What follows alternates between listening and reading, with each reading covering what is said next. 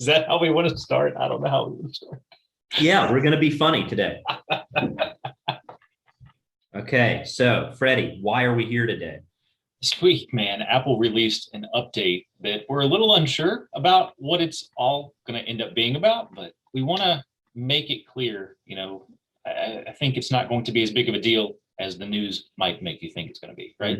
Because it's definitely in the news. I've been hearing just nonstop talk about this update. We wanted to break it down for current advertisers. And so the update was released this Monday, the 26th. It impacts basically device tracking and what we can do as far as ad personalization. But you found this cool stat here at the bottom.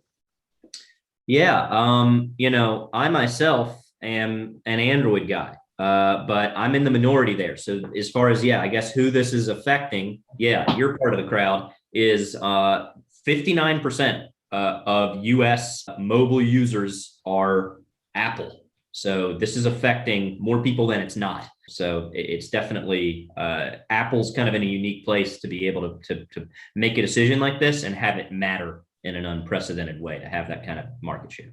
Absolutely. So some people got the update Monday night, some Tuesday morning. It's still rolling out. It could take up to 3 weeks for everybody to be on board with this. But just real quick, what it's going to look like when you open an app, it's asking permission to allow them to track and learn about you. And basically what that means is that we can serve personalized ads to the people that say yes. Those people that don't say no, the way I understand this, doesn't mean that they're no longer going to see ads. They just might start seeing ads that have no relevance to them. They're going to be less relevant. Absolutely. Yeah, exactly. Yeah. Which, we've talked about it before. There's been this old stat that like the Interactive Advertising Bureau has kind of done, where they'll survey people about this issue. And actually a majority of people welcome the tracking because they recognize that the content that is then delivered to them is more customized to them and is actually relevant to them. So though there's some guesswork going on here, that could be what we see. We could see a lot of people actually allow the tracking because they want to continue to see content that's relevant to them, right? Absolutely. I'm in that group. I would want the ads that are targeted to me for sure. So the fancy word for this is IDFA. It's an identifier for advertisers. And that's what Apple is trying to get all of these people upon opting in to get. So without it, again, we have less information about the people who are using the apps, less ways to track them, less ways to target the ads. But that doesn't necessarily mean that it's impacting everything that we do. You can see here, it's estimated 80% of people, again, will get this update by mid-May.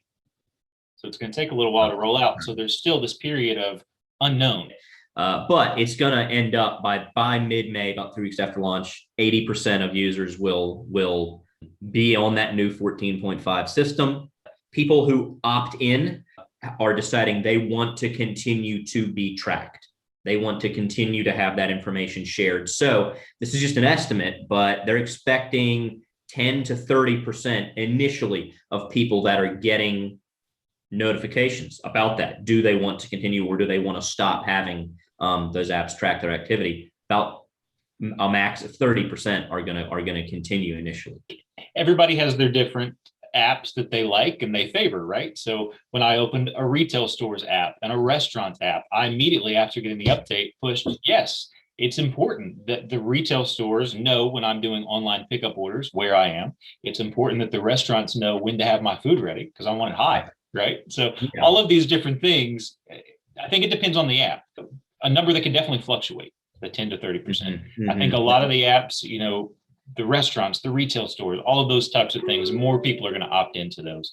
Whereas this choice is going to be given, just so people understand, with every app that they open initially, right? I mean, they're gonna get this with every. So it is going to be a choice that they can make over and over and over again, basically. Right. Yeah. They can decide based on each app. Yeah. So there could be apps where you say like, okay, well, I don't really want like my finance app like Mint to be tracking data about me. So I'm going to say no there, but then, you're right. My Chuck E. Cheese app is going to continue to know everything about me. Right. I totally don't have. The final stat here, tell me about that. So what is this recovery, 80% estimated recovery? Yeah. So this option has always been available for Apple users to kind of opt out of sharing data, but it's something you had to seek out. You had to go into some privacy settings and really know what you're doing to turn it off. Now it's more so in your face. You're getting these pop-ups now. But over time, what we're speculating from reading is that some apps are going to be able to start incentivizing people to say yes and to start opting in. So over time, it's not going to be immediate, but over time, we're expecting it to get back up to that 80% of where it was before this release, as far as people opted in and information that we can track. Wow.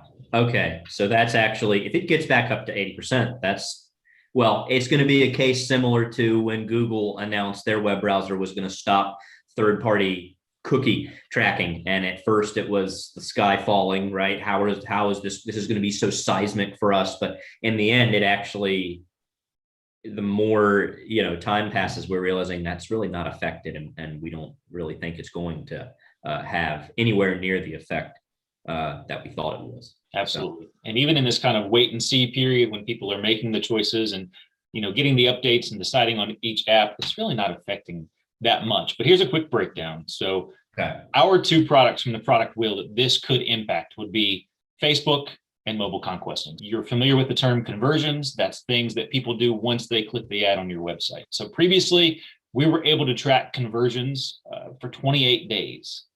Now, Facebook has been limited to only 7 days after someone clicks on the ad. We can only track those conversions for 7 days. But conversion tracking is still a thing. It's just a shorter window. It's a shorter period of time. Yep. Okay. And that's important to note there that, people could still be making conversions even after those days in that time period. We're just not able to track them. So digital advertising still works. Absolutely. There's expected to be 10% less conversions on Facebook. Not really that big of a deal, I don't think. The number of conversions is down from 10 to 8. So if we're working with you currently and we're tracking conversions on your contact us form and your information form and your about us and all these different things, we previously were able to track 10 of those pages. Up to 10 conversions. Right. Yeah. And now that limit's 8. Okay. Yeah. So that's Facebook. And then over on mobile conquesting, for those of you who are doing mobile with us, location tracking, of course, is being impacted. If you say no to an app, they can no longer track your location. So that is changing some things for us. We don't really know all of the impact. The mobile ad exchanges are already working with some third-party identifiers. So more information to come on that. And then for those of you who do the cross-platform targeting with us, so we capture device IDs from someone with mobile conquesting and then start to show your ad on native or social or one of those things, that's not being impacted at all. So that cross-platform ads are not changing at all. And then just one last thing here at the bottom, retargeting. That could be a little bit harder to serve up retargeting impressions. We'll get fewer conversions and view-throughs on these Apple devices. And just real quick, I don't think we mentioned it, but this affects iPhones and iPads. So we've had a couple of colleagues say, hey, I got the update on my iPad, but it hasn't rolled through on the iPhone yet. So so it's going to be all Apple devices, though. Yep. So then maybe like a watch.